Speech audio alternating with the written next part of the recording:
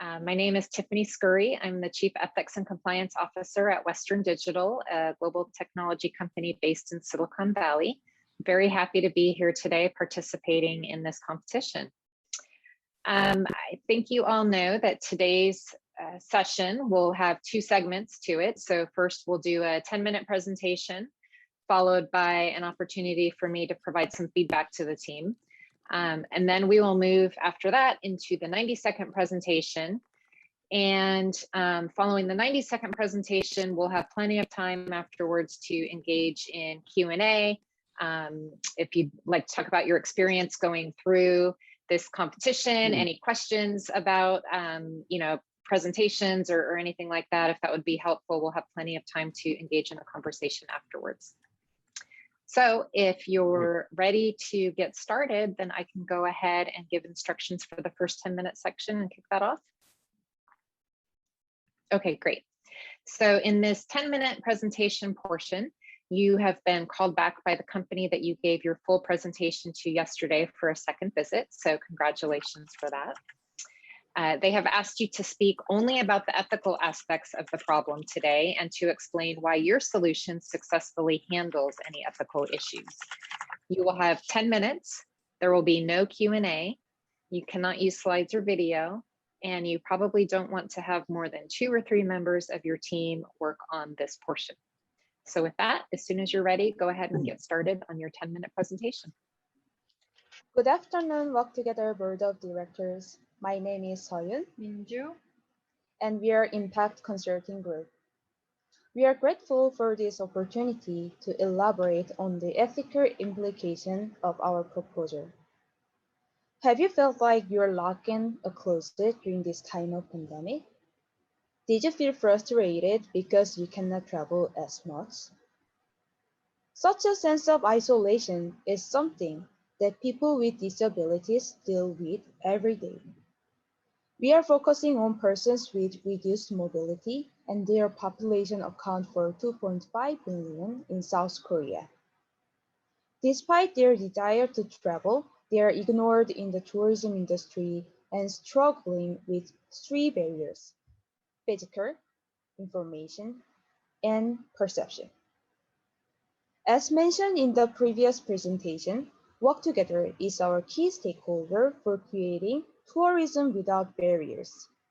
To create over 500 accessible tourist attractions in Korea by 2040, we need to alleviate these 3 barriers. Therefore, we suggest 3 solutions for each, aiming to achieve ethical rights and multiple sustainable development goals.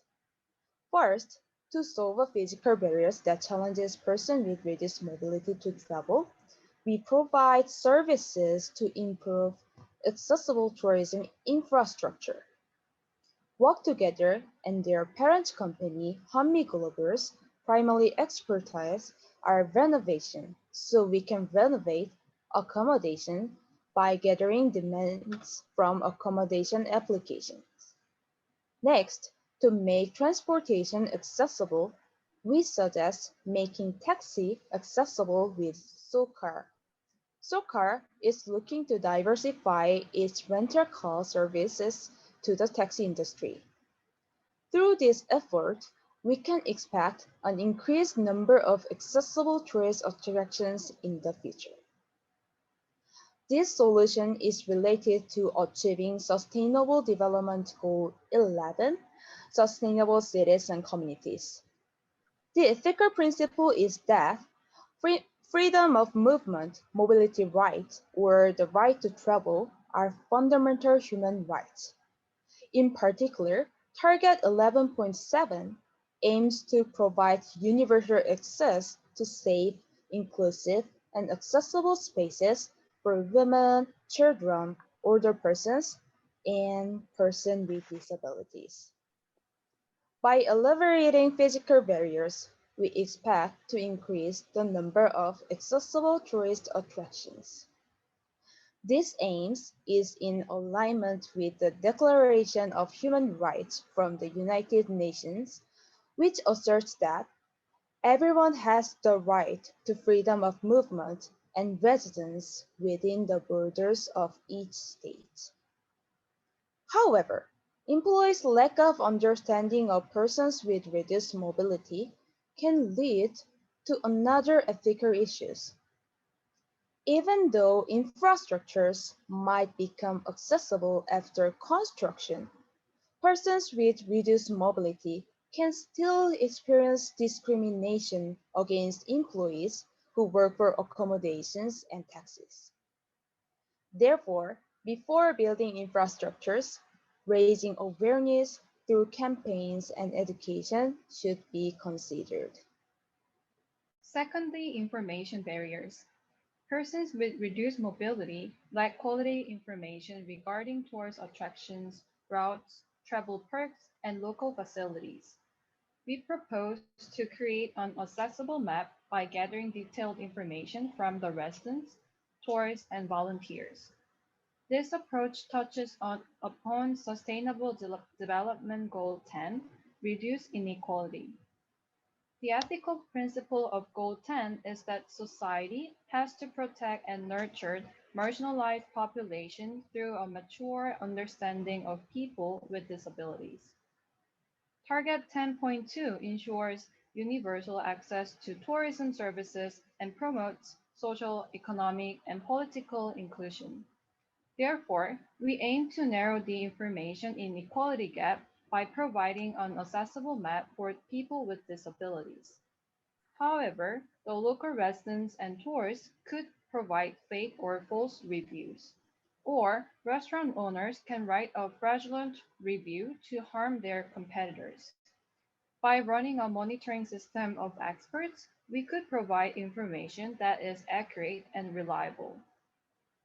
Furthermore, Goal 10 is also related to our third problem and solution, alleviating perceptual barriers by providing education and collaboration with YouTubers and social media influencers. Our online survey confirmed that people are primarily ignorant to the daily struggles of persons with reduced mobility. Since the low public awareness is likely to result poor educational programs and low media exposure, we suggest implementing various programs and media coverage to raise awareness. However, images and stories in the media can profoundly influence public opinion and establish societal norms. Persons with disabilities are seldom covered in the media. When they are featured, they are often negatively stereotyped and not appropriately represented. It is not uncommon to see persons with disabilities treated as objects of pity, charity, or medical treatment that have to overcome a tragic and disabling condition. Otherwise, they are presented as superheroes who have accomplished incredible feats to inspire the non-disabled. Attention should be drawn to the image of disability in the media with a view to an accurate and balanced portrayal of disability as a part of everyday life. Furthermore, the Convention on the Rights of Persons with Disabilities can work as a tool to enhance the work of the media in promoting the rights of persons with disabilities, as well as to promoting their access to tourism, education, employment, health, and other areas of development on an equal basis with others. In sum, we propose a stakeholder mapping to identify stakeholders and explore individual objectives, pain points, capabilities, and relationships. Through this framework, we aim to have collective efforts needed to address pressing social problems. Organizations worldwide have begun to see the collective impact as a new and a more effective means for social change.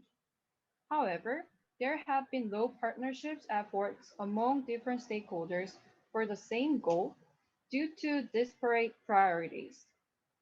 By achieving Sustainable Development Goal 17, partnerships for the goals, we plan to establish a sustainable ecosystem for accessible tourism, and through these partnerships, accessible tourism can benefit persons with reduced mobility, but also for elderly, and children with limited mobility.